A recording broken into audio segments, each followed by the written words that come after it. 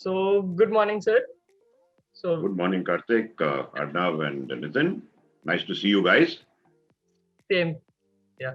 So, we are here to ask you a few burning questions for our juniors and the second years right now. We're very anxious to know about our placements and their placements in the future and how they can prepare for it. So, we have a consolidated list of questions from all the students, and these are the top 5 questions they have for you. So, the first one is, what are the technical and software skills that companies are expecting from students? I think the most important one are Microsoft Office skills. One has to be comfortable with Microsoft Office skills. I think it's a must. Any additional knowledge like Python, analytic tools are all an added advantage. But MS Office is the basic skills, which is an expectation. And you'll be surprised how few people are comfortable with it. So I think that's a very good point to start with. For you, sir, is will you be doing any workshops on how to gain the skills to be employed? We have what is called blended learning now. So you have a variety of things which really help to prepare students. Um, there will be a mix of workshops.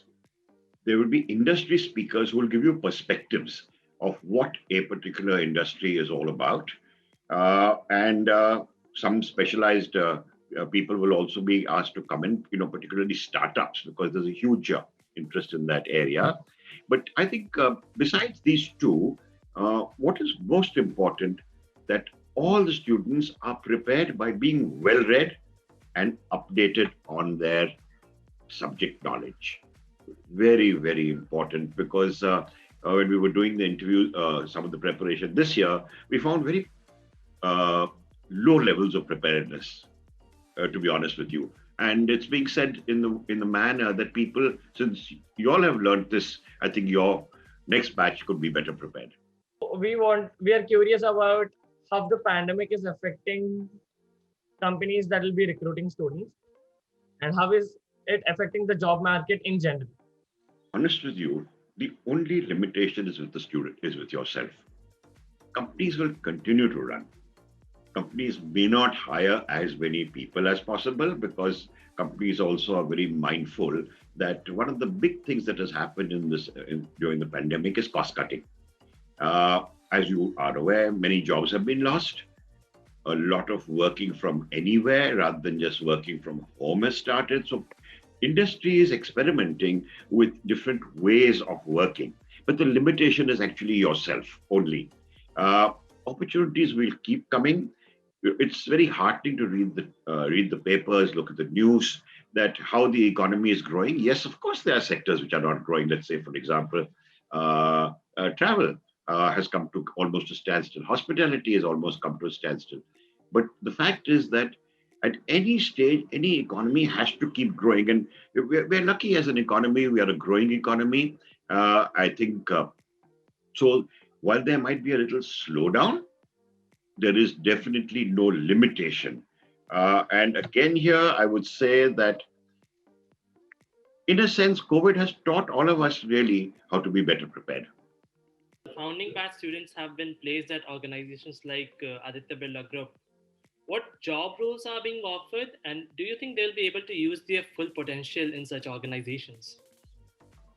Using full potential again depends upon yourself. Let's say, for example, that you got into as an executive trainee role via the Birla, could be any company, where you get placed across different parts of the business. You do a few months here, a few months there, and this is a time of testing on both sides. Is this the kind of job I want to do?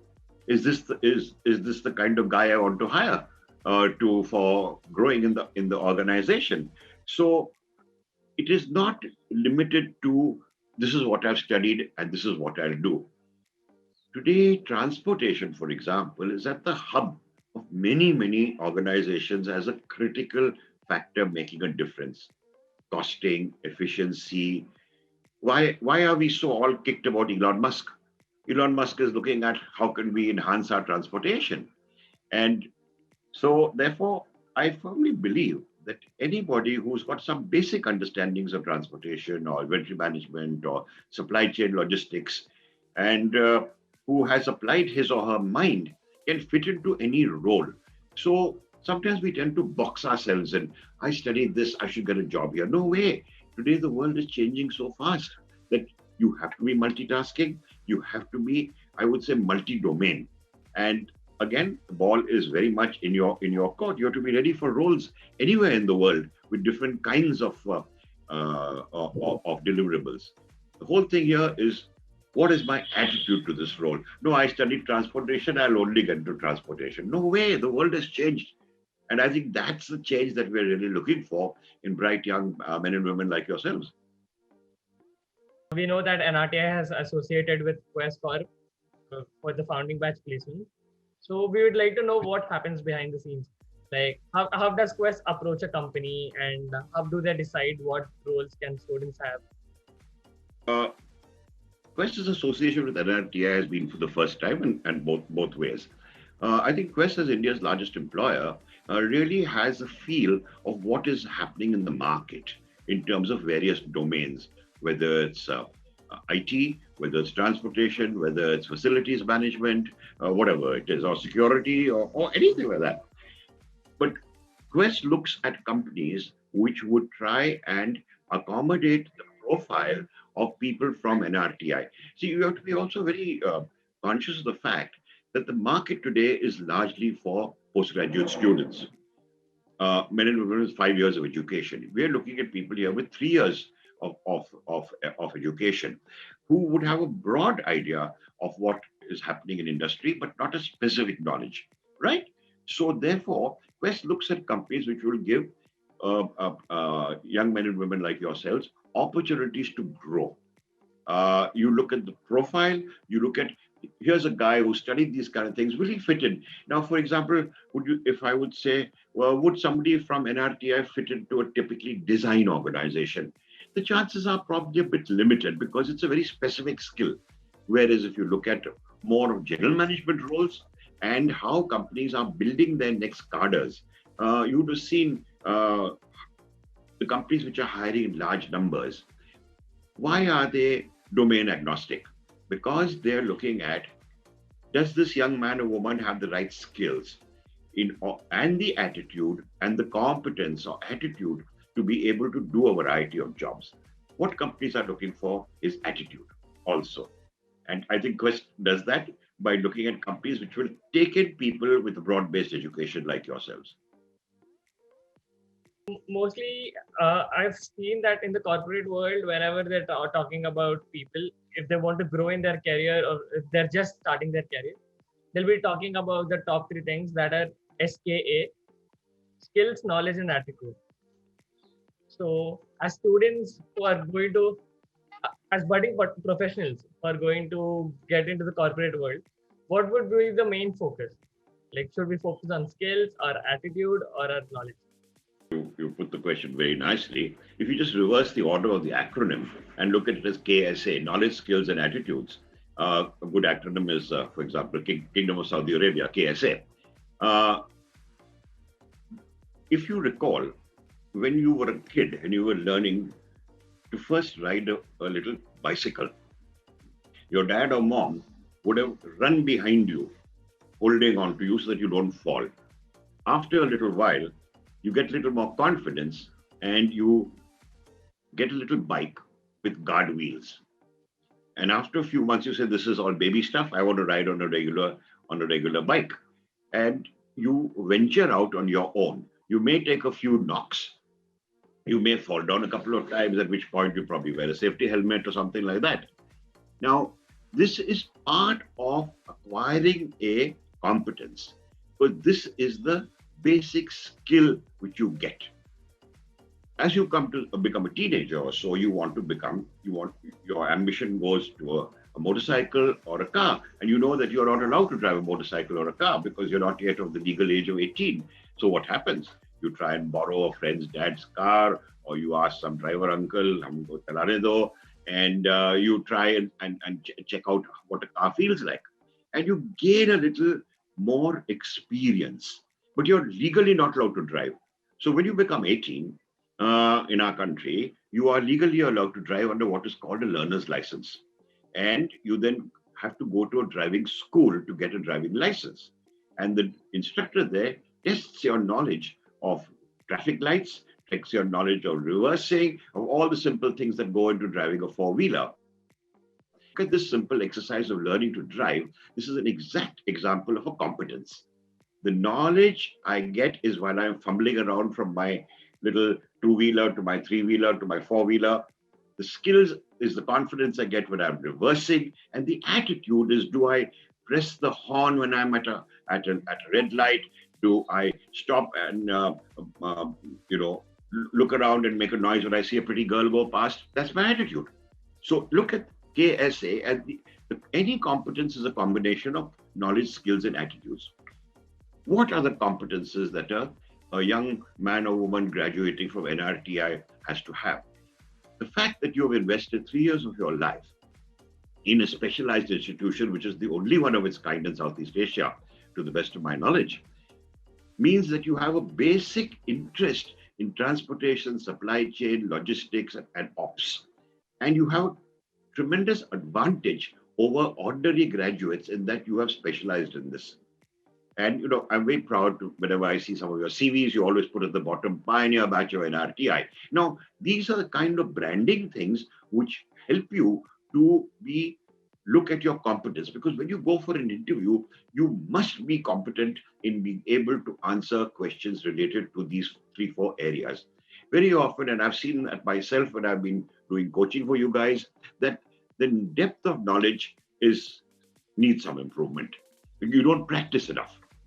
The third, of course, is my communication skills. And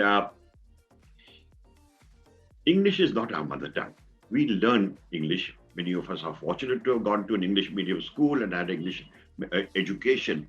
But if you do not practice the English, if you're, let's say, from Tamil Nadu, you might think in Tamil, but speak in English. Now, obviously, there's a disconnect between the brain and the mouth. So the ability to think in English and speak in English, because English is the world language, and you're expected to be competent in English. Your accent doesn't matter. Many people get worried about accent. It doesn't matter. But as long as I'm able to communicate what I know, I think that's very, very important. The way I communicate it also. Again, in some of my interactions and some of my briefings that I've had with many of you, I think there are certain basic skills which we've talked about. I'm not going to repeat them over here. Of how do I practice my tone, my body language, my gestures, my voice modulation, and there are lots of simple tips. There are hundreds of YouTube videos available on this. All you need to do is watch it, right? So if I was to sum up the competences, really, it's solid and deep knowledge of what I claim I've studied, my ability to communicate it, and last but not least is my knowledge of what is happening in the world. Nobody is asking you to read big fat books. Nobody is asking you to go and study this or study that. It's my ability to be in touch with what's happening in the world. Do I read newspapers? No, sir. Reading is not my habit. Very often I've heard, how long would it take you to actually read just on your the news headlines every morning on your mobile? You're such a lucky generation. So it's just keeping in touch with that. So I think these 3 or 4 are basic competences which any student needs. One of the most pressing doubts that we as the final year students had before we were talking about placements were, should I opt for a job or should I opt for a higher degree, higher education? Okay. And there are 2 ways of looking at it. More and more business schools, for example, are looking at young men and women who come with a couple of years experience to the workplace, because it helps to make your MBA degree much more meaningful, right? But everyone doesn't want to do an MBA. There might be people who want to do post-graduation degrees in certain subjects where you need domain expertise. And therefore, you go straight after an undergraduate degree into that. You don't need to take a couple of years off to do that.